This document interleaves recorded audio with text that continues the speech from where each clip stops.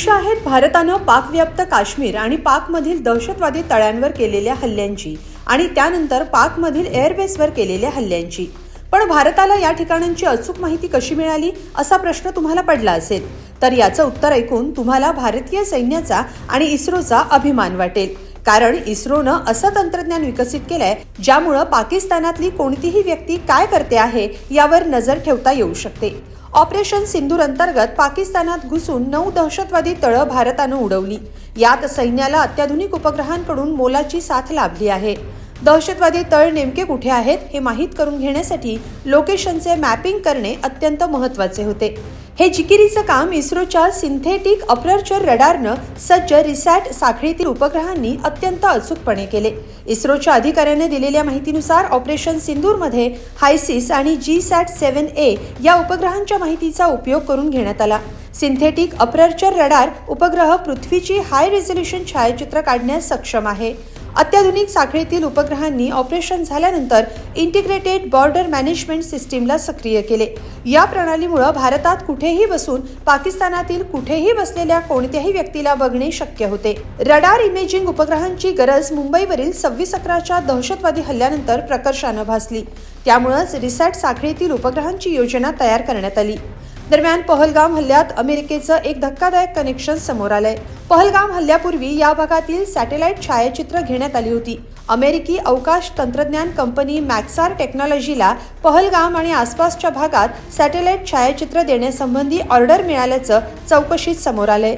या पार्श्वभूमीवर मॅक्सार कंपनीनं पाकच्या BSI कंपनीशी असलेल्या भागीदारी करार रद्द केलाय।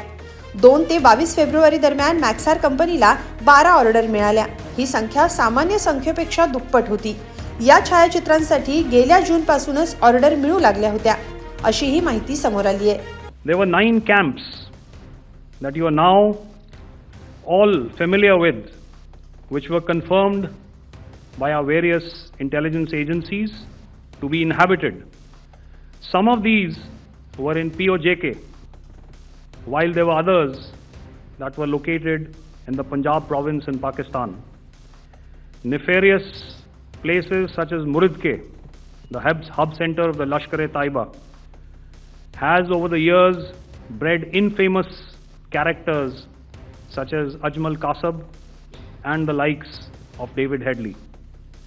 What followed was a careful scrutiny of each of these sinister locations, their layout, configuration, even the type of construction in each structure, and the terrain obtained around these. This was with an obvious intent to deduce and identify the exact vector that was required for their neutralization, as also the eyes in the sky that we would send up to ensure that we brought back evidence that we had indeed targeted what we set out to.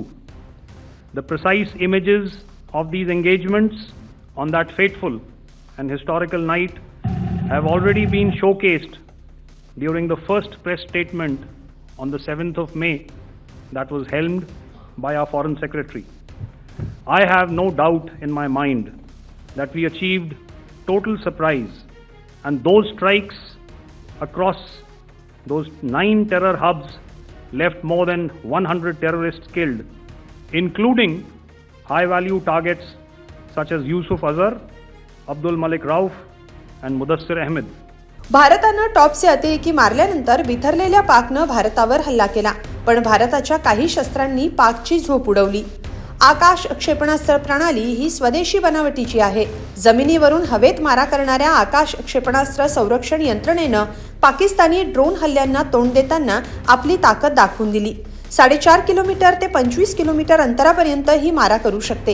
एकाच वेळी 64 टार्गेटला track करून 12 टार्गेटवर निशाणा साधू शकते। यानंतरचं शस्त्र म्हणजे Nagastra 1 suicide drone. भारतीय बनावटीच्या नागास्त्र 1 लॉयटरिंग म्युनिशनचा पहिल्यांदाच युद्धात वापर करण्यात आला। हे एक आत्मघातकी ड्रोन आहे जे आपलं टार्गेट उडवून देण्यासाठी स्वतःचा स्फोट करते। ते टार्गेटवरून फिरत राहते आणि हल्ला करण्यासाठी योग्य क्षणाची वाट पाहत असते। यानंतरचं शस्त्र म्हणजे अँटी ड्रोन D4 सिस्टीम। पाकच्या ड्रोनला या स्वदेशी अँटी ड्रोन सिस्टीमनं पराभूत केलं. हे ड्रोन शोधायला, ट्रॅक करायला आणि निष्क्रिय करायला सक्षम आहेत. Sky striker, drone sky striker हे लांब पल्ल्याचा अचूक मारा करण्यासाठी स्वस्त ड्रोन आहेत. ते मानवरहित विमान प्रणालीसारखे उडते. आणि सगळ्यात महत्त्वाचं म्हणजे ब्रह्मोस क्षेपणास्त्र. भारतानं पाकच्या हवाई तळांवर अचूक हल्ला केला तेव्हा ब्रह्मोस सुपरसॉनिक क्रूड क्षेपणास्त्राचा वापर केला गेला.